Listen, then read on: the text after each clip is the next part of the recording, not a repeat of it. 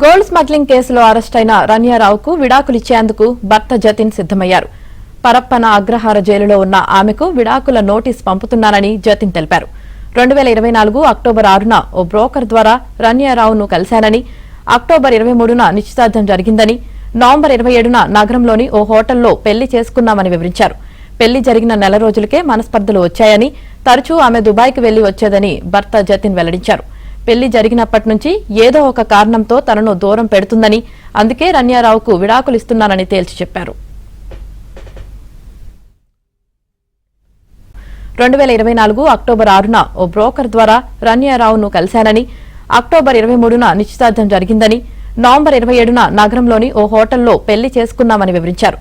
పెళ్లి జరిగిన నెల రోజులకే మనస్పర్ధలు వచ్చాయని, తరచూ ఆమె దుబాయ్కి వెళ్లి వచ్చేదని భర్త జతిన్ వెల్లడించారు. పెళ్లి జరిగినప్పటి నుంచి ఏదో ఒక కారణంతో తనను దూరం పెడుతుందని, అందుకే రన్యారావుకు విడాకులిస్తున్నానని తేల్చి చెప్పారు.